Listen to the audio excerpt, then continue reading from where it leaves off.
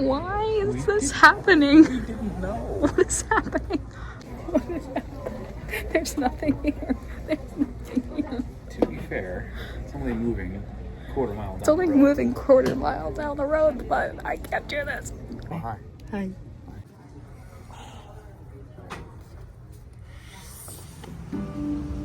Maybe we can get to the river.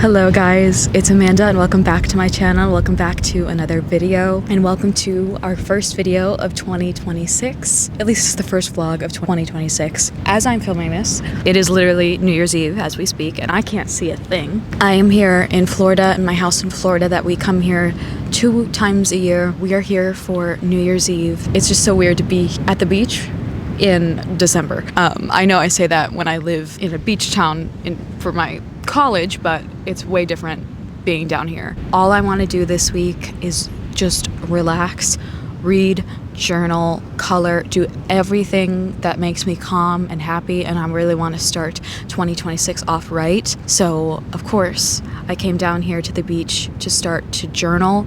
It is actually really cold down here. It is, quote, a winter weather advisory in Florida. It is actually extremely cold down here for Florida. Right now, today is about a high of like 50 and the lows at night are like 40 and 30-ish. So it's actually like really freaking cold.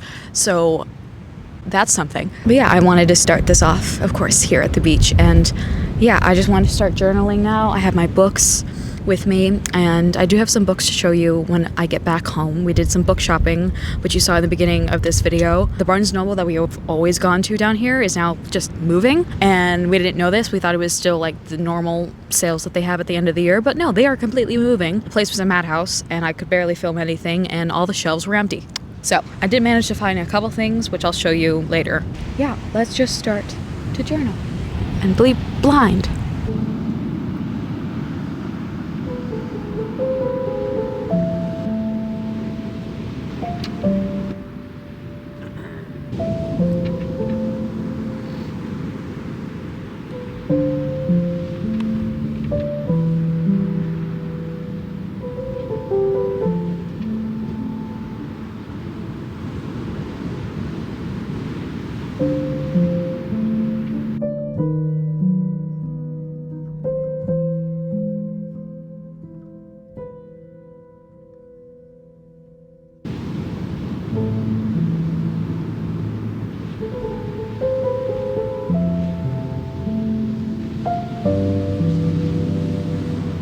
Shit, but I don't care. There's a ledge, and I'm gonna go jump off the ledge. Whee!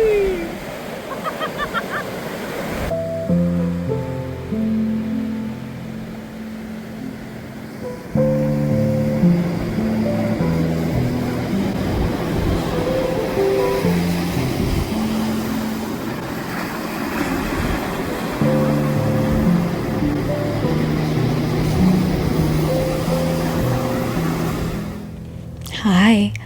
So I am back home now and I wanted to show you guys the books that I told you guys about. Like I said, we went to Barnes & Noble and we did not know they were having a big moving sale, and it was honestly kind of weird, but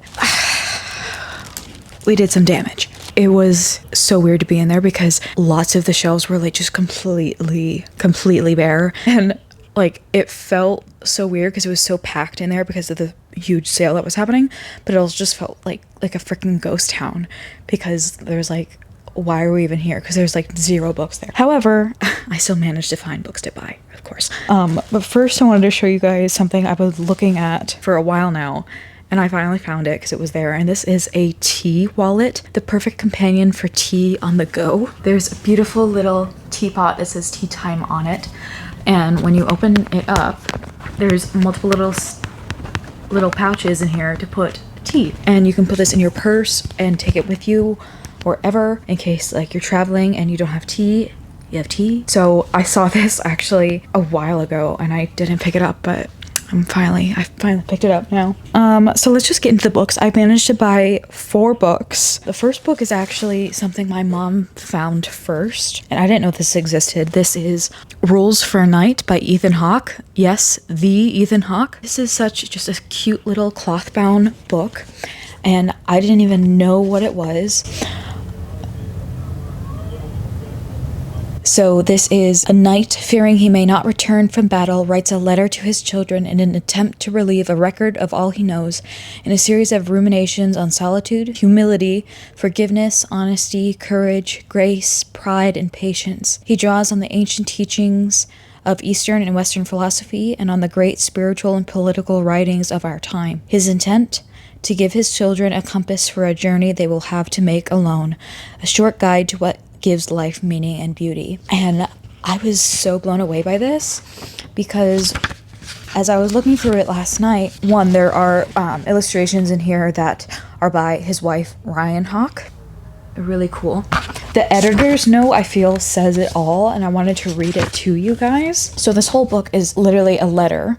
So this is the editor's note by Ethan Hawke. Sorry about that. Something happened with my mics, and I think they just died on me. So this letter was discovered in the early 1970s in the basement of our family home near Waynesville, Ohio, following my great-grandmother's funeral. How it came to be there and its authenticity have been sources of much inconclusive debate. Our family does, however, lay claim to direct lineage to the noble Hawkes of Cornwall, and Sir Thomas Lemuel Hawke was among the 323 killed at the Battle of Slaughter Bridge in the winter of 1483. The letter and rubric were originally written in Cornish and had been severely damaged at the time of their discovery. They were pieced together, adapted, and reconstructed by me, Ethan Hawke, from a literal translation provided by Dr. Linda Shaw of Missouri University at St. Louis. I tried to create a tone that was true to the integrity of the time while making the letter accessible to my children. Please forgive any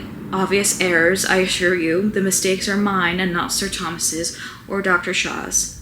When struggling to convey Sir Thomas's thinking, I've used expressions and turns of phrases found in the writings of other knights to articulate what I could not. The illustrations were found with the text, reconstructed and arranged here by my wife, Ryan Hawke. The Hawkes were originally hawkers and worked with hawks, falcons, and other birds. We are a family with a long history of ornithology. So, like I said, this whole book is just an entire letter from a father to his children. And I thought that was very, very sweet. And I started reading this last night. I got up to not very far, only to like 25 pages.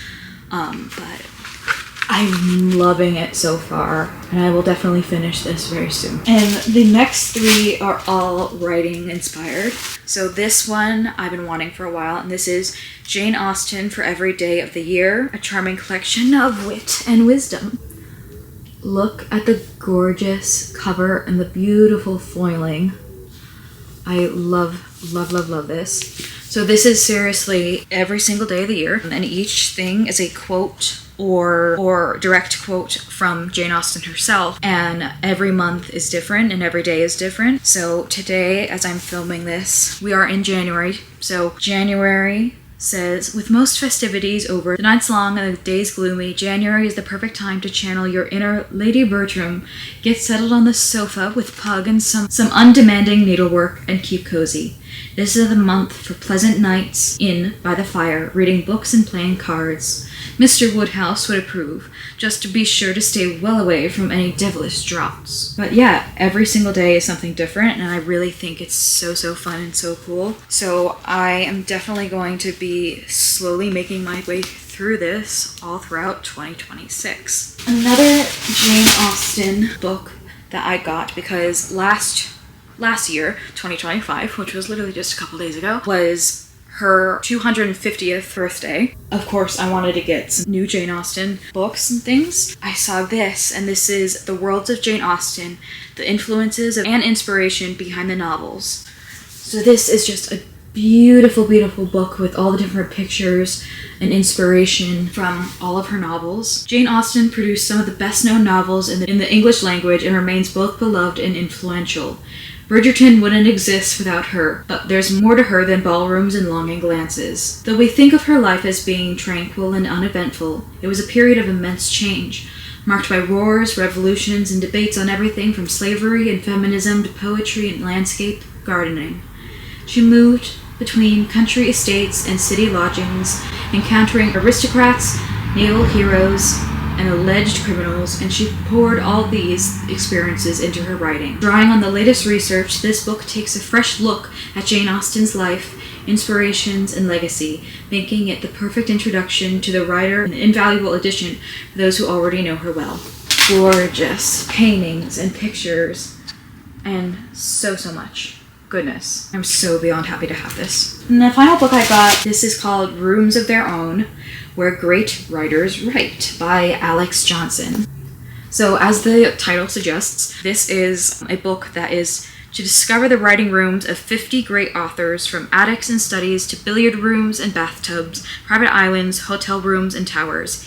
Each offers a behind-the-scenes glimpse into their writing methods and the routines and habits they preferred. Any spot is good for daydreaming, so long as it has an obscure corner and the horizon is vast. Quoted by Victor Hugo. So, of course, the title of this book is a take on Virginia Woolf's A Room of One's Own. Here, I just opened up to Jane Austen. How perfect.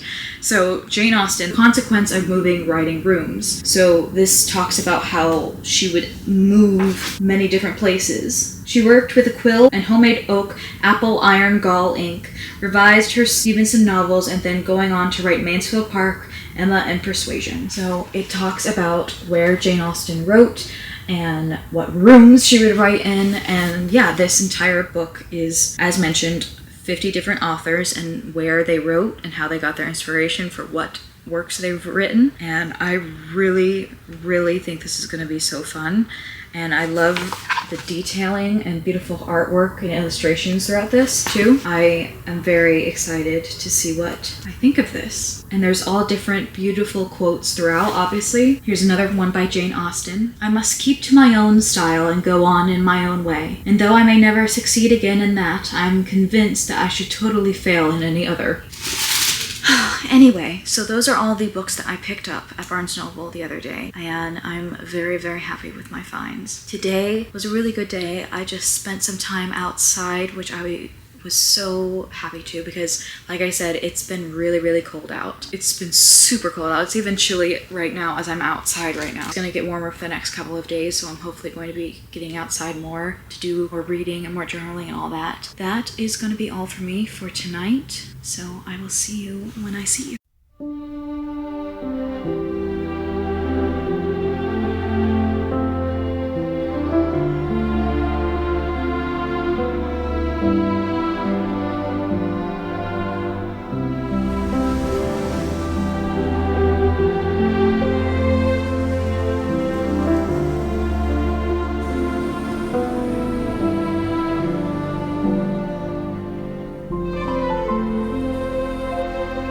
I sit here at the river in contemplation, with only a pelican as my companion. We're staring at the water, hypnotized by the waves going back and forth. I wonder what he's thinking. Does he have sorrows like me? Is he dreaming of things unattainable? I sit by the water, thinking of days past. It is said that water holds memory. When I see the water, I'm flooded with memories. I think back to my childhood and the lake I grew up in. I think of the ocean that I was afraid of as a child, and it took my grandmother to hold my hand to get me to go in. I think of the ocean I now live by far from home. Somehow, I'm always comforted by the water. Maybe it's because of the memories. Maybe it's because I think of it as a dear friend. I wonder if the pelican thinks this too.